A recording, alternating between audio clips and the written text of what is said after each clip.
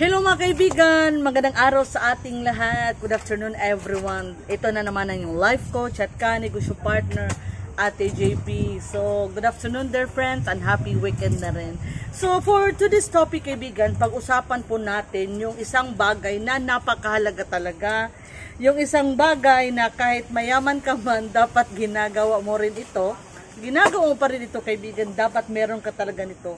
So walang iba kaibigan, ang pag-usapan natin ay tungkol sa pag-iipon, savings, no? How to save money or bakit kailangan natin, no?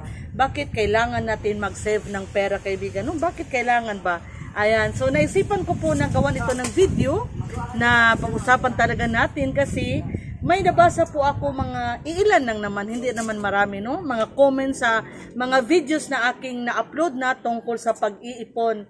Meron tayong mga kapatid, mga kababayan, nagsasabi, no? Nagsabi sila kay Ate GB na okay lang daw na hindi sila mag-ipon, okay lang daw na walang savings, total, may kita naman sila araw-araw, so masahod naman sila buwan-buwan, yung iba 15, yung iba lingguhan, yung iba may mga negosyo. So pag kailangan nila ng pera, matik na yon, meron silang madurukot, no, yung sahod nila. Yon. So hindi na daw kailangan mag-ipon. Pero hindi naman lahat, no, nagsabi na hindi kailangan mag-ipon or hindi talaga sila mag-ipon. Kunti lang naman sa mga kababayan natin ang nagsabi nito kaibigan. Pero naisipan ko pa rin nagawa nito ng video kasi nga napakahalaga po ng pag-iipon. I'm hoping na ma-change po natin yung kanilang mindset, no, na dapat mag-ipon talaga sila. Lalo na yung mga kababayan natin na OFW dyan, shout out po sa inyo, dapat may ipon po tayo. Okay. So may kaibigan, may tatlong reason, no? May tatlong major reasons kung bakit kailangan natin mag-ipon. But bago natin ito talakayin kaibigan, sana kung hindi ka pa nakasubscribe kay Ate GB, sana naman mag-subscribe ka na kay Ate GB and then pakihit na rin notification bell para mapanood mo rin yung other videos ko na tiyak makakatulong sa iyong pag-asenso. And sana kaibigan, pakishare na rin, no? Para mas marami pa tayong matulungan. And sana please, don't skip the ads po. Malaking tulong po ito sa amin ng aking family. And don't mind the background noise na. Malakas po ang hangin. Iwan ko kung mayroon bang bagyo. Ang lakas po ng hangin dito sa amin. So, siguro naririnig nyo, no? Ang ingay ng hangin. Sana wag niyong pansinin. Okay. So, kaibigan, pag-usapan po natin yung 3 major reasons. Mga dahilan kung bakit kailangan natin mag-ipon, their friends. So, again, kahit sabihin mo pa kay Ate GB na malaki yung sahod mo, every day or every week, every month, hindi mo na kailangan mag-ipon. No, kaibigan, maling-mali po ang mindset na yun. Kasi whether we like it or not, no, darating yung panahon kaibigan, wag naman sana talaga, mawawalan tayo ng trabaho or magkasakit tayo. Ay, saan tayo kukuha ng gastusin para sa ating mga expenses? Kung bigla kang ma-fired, no, sa trabaho, mawalan ka ng trabaho kaibigan. Ngayon, pag wala kang trabaho, matik na yun, wala ka ring sahod na hintayin, no, walang sahod na darating sa iyo. So ano yung gagamitin mo? Pangbayad sa ilaw, sa mga tubig, yan, sa pamasahe or tuition fee na yung mga anak, mga expenses kaibigan, maraming bayarin.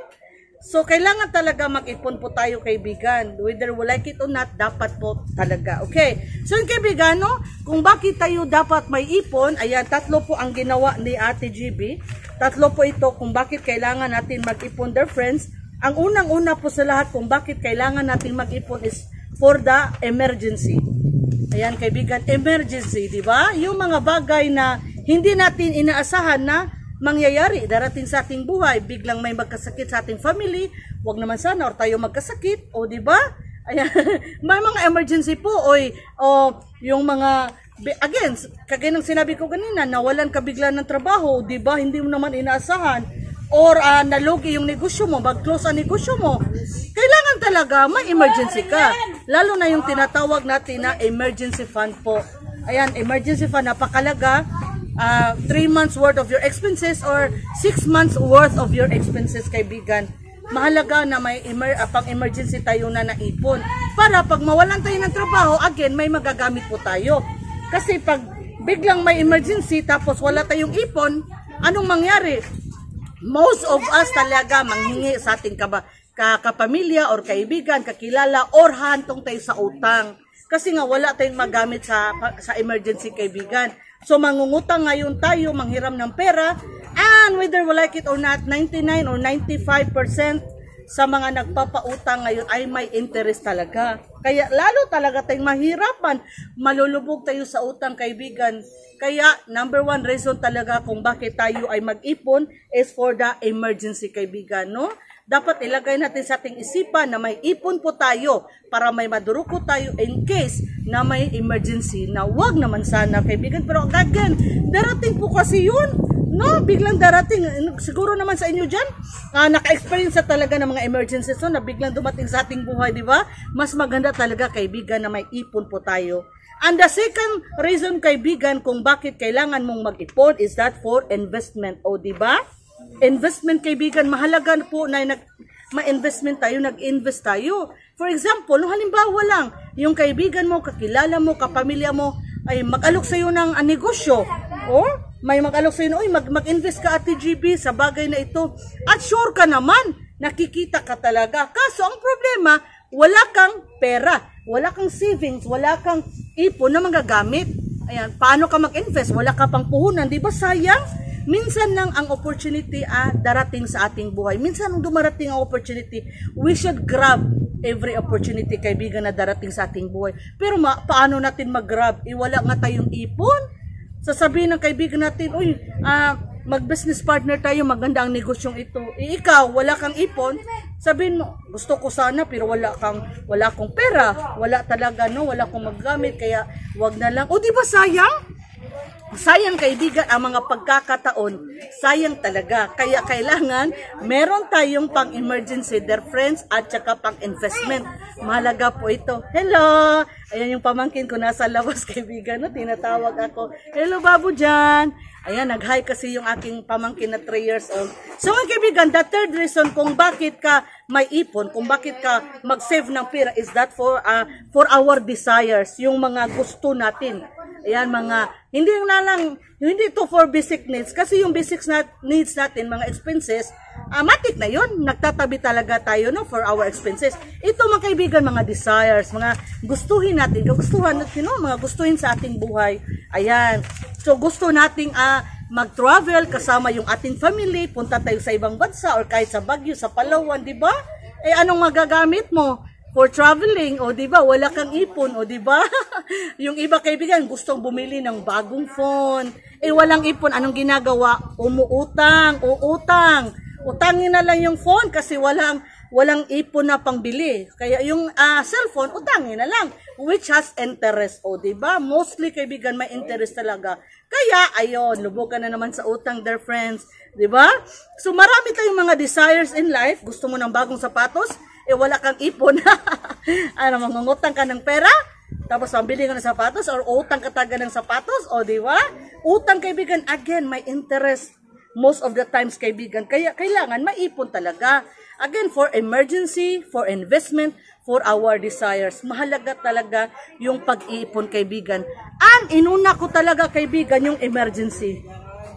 Inuna ko po talaga yung pang-emergency, kaibigan. Napakalaga po ng pang-emergency, okay? And the second is investment and desires. Kaibigan, kung nag-ipon ka, at kung bakit ka nag-ipon ay dahil sa yung mga luho talaga, kagustuhan sa buhay, itong desires, kaibigan, unahin, mag-ipon ako kasi punta ko sa USA, or punta ko sa Boracay, o mag-ipon ako, bili ako ng bagong TV. Unahin mo yung desire mo, kaibigan, and then unahin mo yung investment mo, at huli yung emergency. Anong mangyayari? Diba? Unahin yung desire, so letter D, then yung investment, letter I, then yung emergency. Ayan, pag inuna mo yung desire mo, kaibigan, yung kagustuhan mo, inuna mo kaysa emergency, ano mangyayari? Again, die, o diba? Patay ka talaga, kaibigan.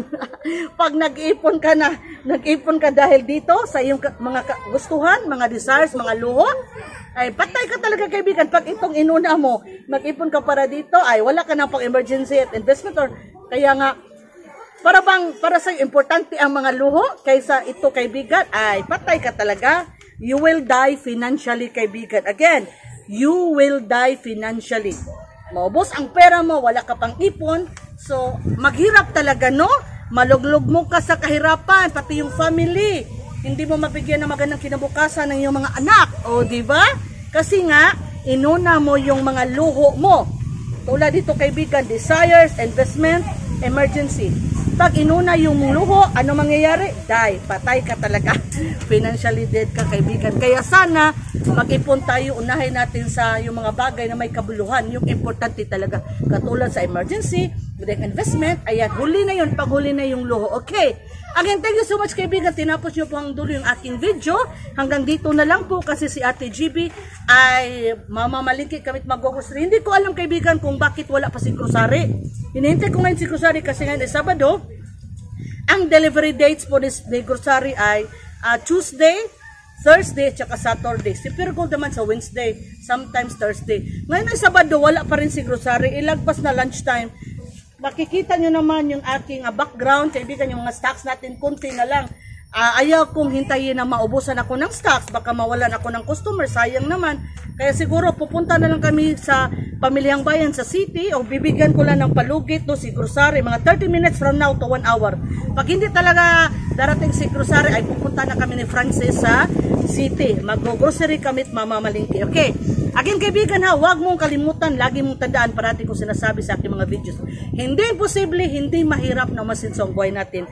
Basta ba, masipag tayo, madiskarte tayo, may tamang disiplina sa sarili, and then, we have God in our life. Tiyak asinsong buhay natin kaibigan, tiwala lang.